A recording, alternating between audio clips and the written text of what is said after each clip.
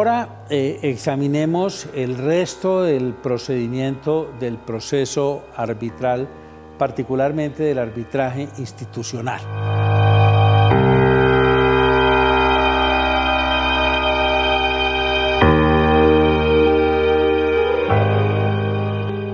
Una vez que se han nombrado los árbitros y que han aceptado, sea porque lo nombraron las mismas partes o un tercero o por un juez, entonces el paso siguiente es la instalación del tribunal. ¿En qué consiste la instalación del tribunal?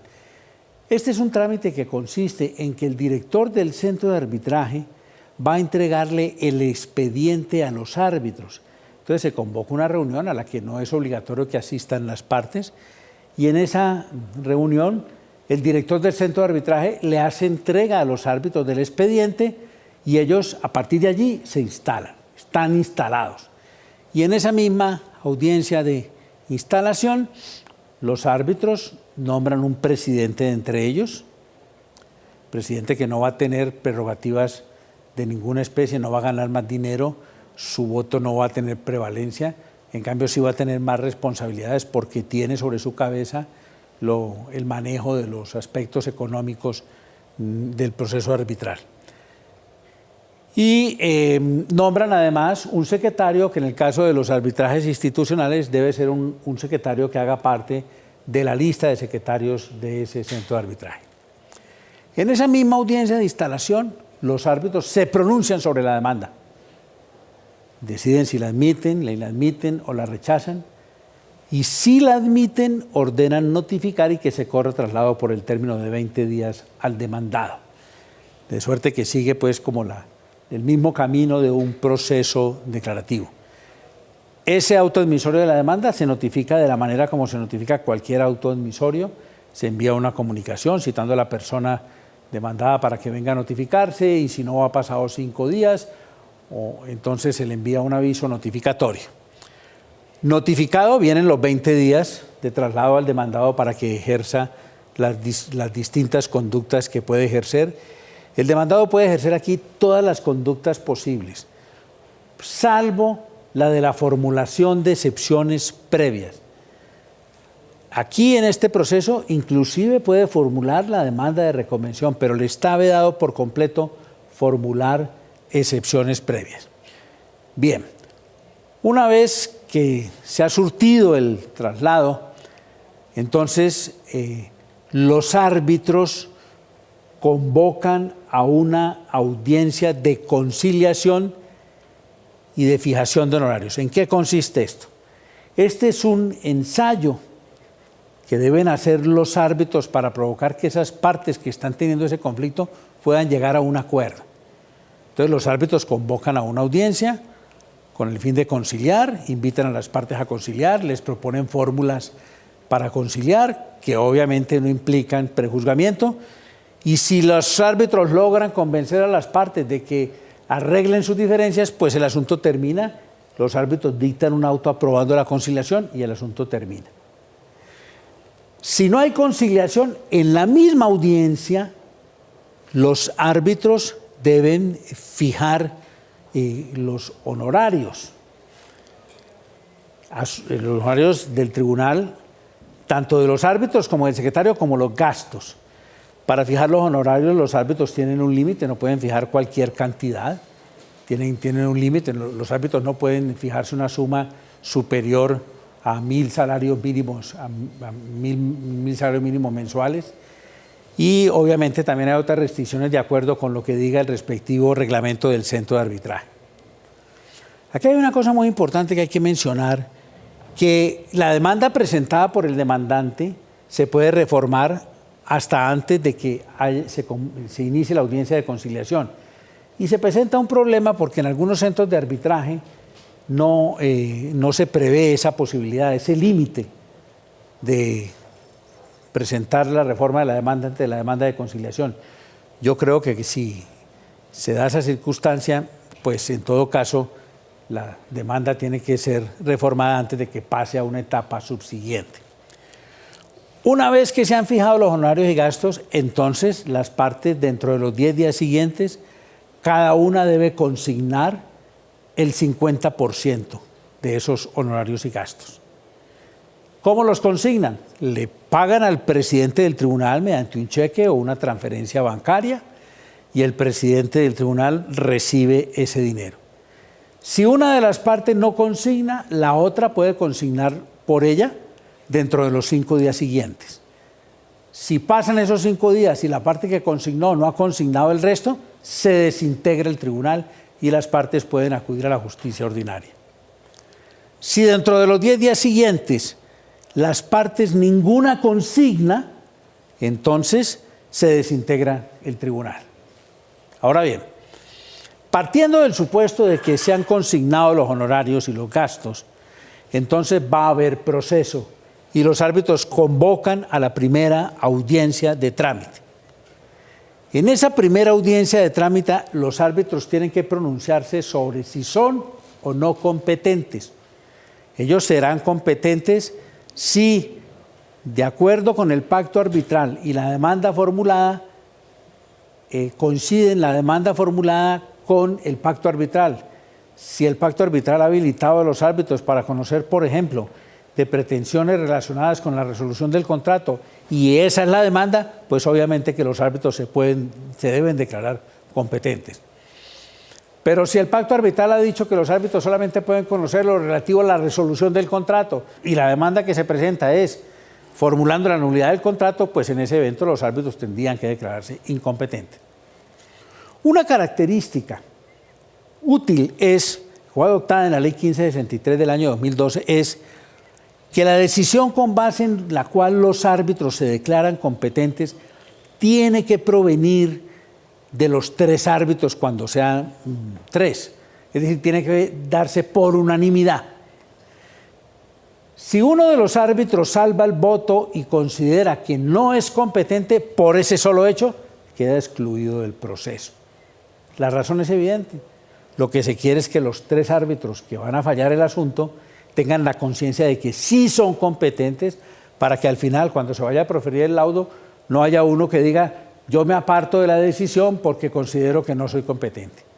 De manera que la decisión debe provenir de todos los árbitros. Una vez que los árbitros, si no asumen competencia, pues se desintegra el tribunal y las partes quedan en libertad de volver a formular la demanda, y en ese evento la parte que lo haga en tiempo oportuno podrá tener como fecha de interrupción de la prescripción la fecha en la que presentó la demanda arbitral.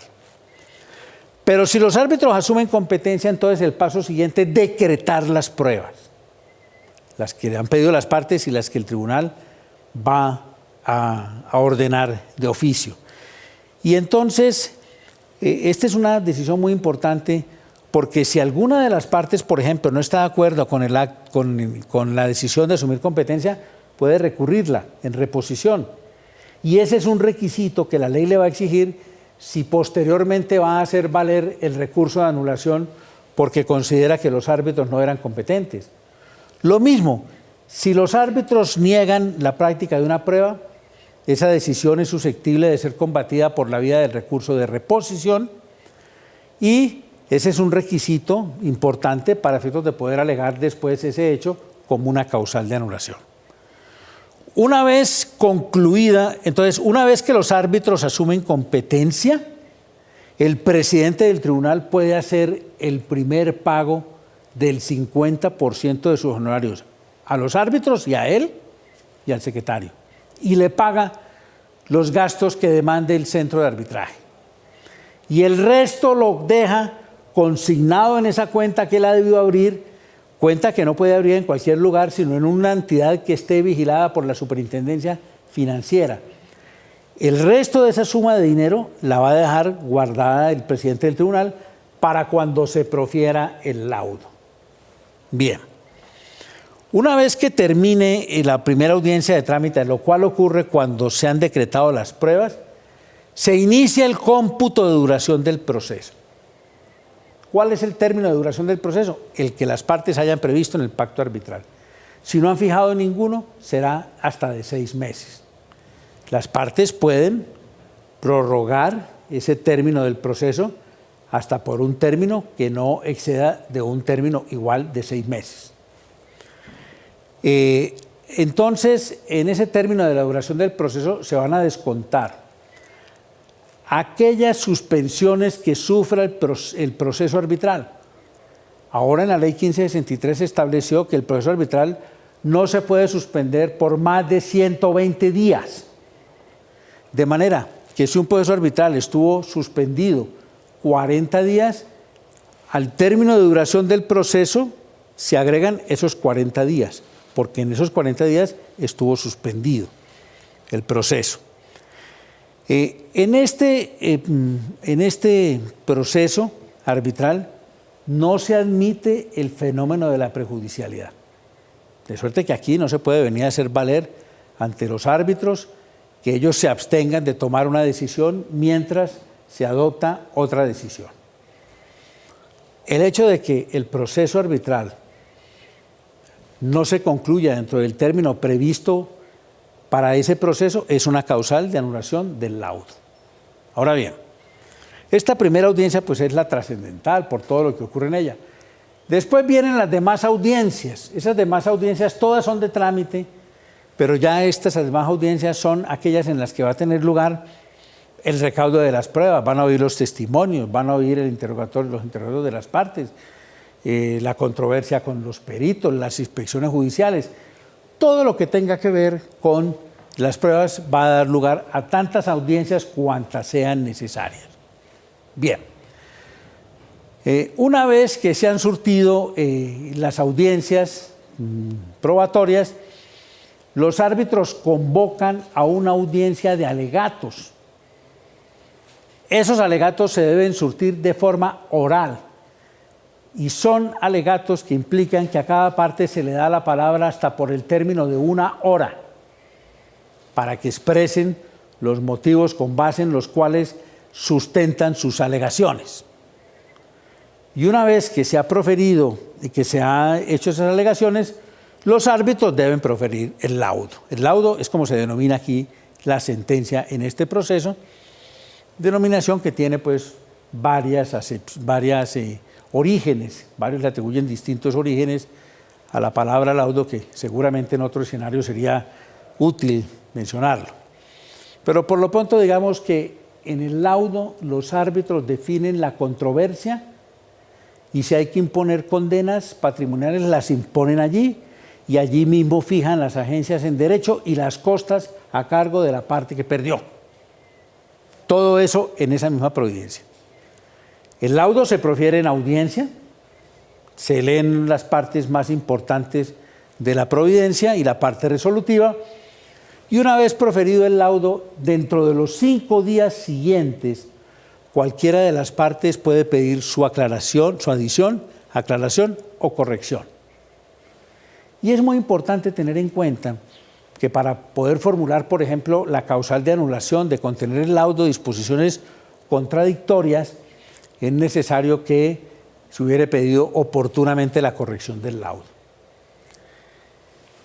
Esta petición de adición, aclaración y corrección debe ser decidida por los árbitros, teniendo en cuenta que la decisión debe proferirse dentro del término de duración del proceso, de manera que si unos árbitros profieren un laudo el último día que se vence el término y no dejan espacio para que se tramiten adiciones, aclaraciones y correcciones y se formulan, ese laudo está llamado al fracaso porque seguramente va a ser combatido por haberse vencido el término. Bien, una vez proferido el laudo, entonces contra ese laudo existe la posibilidad de interponer recurso de anulación. ¿Qué es ese recurso de anulación? Este recurso de anulación contra el laudo se ha establecido para que se puedan alegar defectos de naturaleza puramente procedimental. Por la vía del recurso de anulación no se pueden hacer valer hechos que estén encaminados a controvertir aspectos de fondo o a controvertir, por ejemplo, el criterio que tuvo un árbitro frente a una determinada norma de carácter sustancial, porque aquí se controvierte exclusivamente lo que es aspecto procedimental, falta de jurisdicción, falta de competencia, haberse vencido el término del proceso, no haberse decretado las pruebas, haberse omitido la notificación o el emplazamiento de una determinada persona, en fin, haberse fallado por fuera de lo pedido, menos de lo pedido. Son todas estas causales, todas de naturaleza procedimental. ¿Cuál es el trámite del recurso de anulación? Si el asunto es un proceso arbitral entre particulares, el recurso de anulación lo conoce la Sala Civil del Tribunal Superior del Distrito Judicial del lugar. Si es un recurso de anulación contra en un proceso en el que han sido partes, por lo menos una entidad pública, entonces se ventila ante la sección tercera del Consejo de Estado. Pero el trámite es exactamente el mismo, las causales son exactamente las mismas. El recurso de anulación debe interponerse y sustentarse al mismo tiempo. Y se interpone o dentro de los 30 días siguientes al momento en el que se profirió el laudo, o dentro de los 30 días siguientes al momento en el que se aclaró, al momento en que se decidió la petición de aclaración, adición o corrección. De manera que esa persona que va a interponer el recurso de anulación no solamente debe interponerlo expresando la causal que pretenda hacer valer, sino que además debe sustentar en el mismo escrito las causales que pretenda hacer valer. Una vez sustentado el recurso con esta característica, ahora en la Ley 1563, la interposición y sustentación del recurso de anulación se hace ante los propios árbitros. El recurrente interpone el recurso y lo sustenta ante los árbitros. El secretario le corre traslado a la contraparte por 15 días y luego de que esté surtido ese trámite, sí se envía o al tribunal o al Consejo de Estado según lo que corresponda. Y el juez de la anulación debe declararse impedido si existe algún motivo de impedimento o recusación con alguno de los árbitros y debe decidir dentro de los 3 meses siguientes si declara impróspero el recurso o lo declara próspero, imponiendo condena en costes. Concluido el proceso arbitral, se debe archivar en el centro de arbitraje. El centro de arbitraje lo conservará intacto durante 3 años y al cabo de los 3 años puede decidir si lo digitaliza y lo maneja en unos archivos más sencillos. Queda por señalar, porque hemos hablado todo el tiempo del proceso arbitral institucional, es importante darle una pincelada al proceso arbitral ad hoc. El proceso arbitral ad hoc, como ya lo dije, es un proceso que no funciona administrado por un centro de arbitraje, sino por los propios árbitros. Ese proceso no es distinto del proceso arbitral institucional, tiene muy pocas diferencias. Las diferencias consisten en lo siguiente: cuando las partes quieren que haya un arbitraje ad hoc, tienen que decirlo expresamente, porque si guardan silencio, se entenderá que entonces va a ser un arbitraje institucional. Una vez que se presenta el conflicto, una o ambas partes acuden a buscar, a nombrar los árbitros. Si se ponen de acuerdo, pues los designan, y si no se ponen de acuerdo, acuden al juez civil de circuito. Nombrados los árbitros, entonces esos árbitros convocan a una audiencia de instalación, se instalan. Si quieren, nombran secretario, porque en este proceso arbitral ad hoc no es necesario nombrar secretario. Los árbitros se instalan y dentro de los 15 días siguientes la parte que quiera formular la demanda la debe presentar. Una vez presentada, los árbitros la admiten, notifican y de allí en adelante el proceso arbitral ad hoc sigue el mismo trámite del proceso institucional arbitral. Si no se presenta la demanda dentro de esos 15 días, se desintegra el proceso arbitral ad hoc y las partes quedan en libertad de acudir ante la justicia ordinaria.